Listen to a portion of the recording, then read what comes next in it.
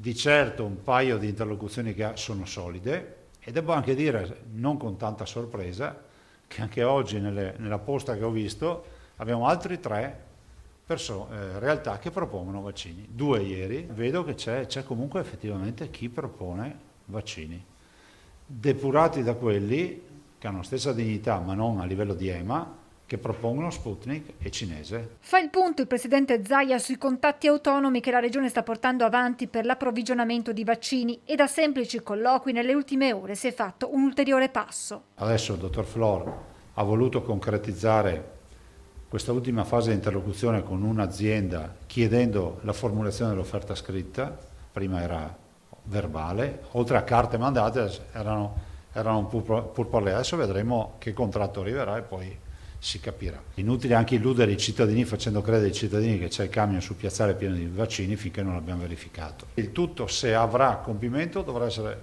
fatto nell'ossessivo rispetto delle procedure, delle norme e della legalità. Non solo il Veneto, anche l'Emilia Romagna con il presidente Bonaccini si è detto pronto ad agire in autonomia. E se mai si concretizzasse, la quantità potrebbe interessare una o più regioni. Se si concretizzasse, le quantità prevederebbero più realtà, perché la quantità minima non è irrilevante. Zaia spiega come in poco tempo lo scenario sul fronte vaccini sia mutato.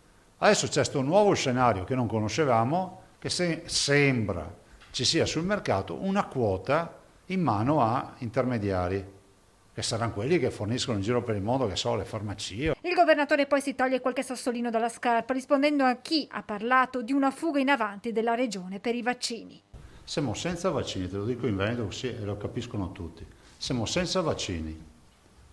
Abbiamo le persone, i cittadini veneti disperati, quelli che vogliono vaccinarsi, che ci telefonano perché vogliono essere vaccinati. Questa è la situazione. E c'è qualcuno che dice che è una fuga in avanti. Guarda, io non ho parole. Non va mai bene niente. Cari veneti, c'è qualcuno tra i veneti che dice che abbiamo la colpa di esserci preoccupati di andare a trovare i vaccini per i veneti. Non c'è nessuna contrapposizione con il governo, aggiunge Zaia, che spiega poi come al momento non ci sia stata ancora un'interlocuzione con il ministero. Le carte, se non sono a posto, non si procede di un millimetro.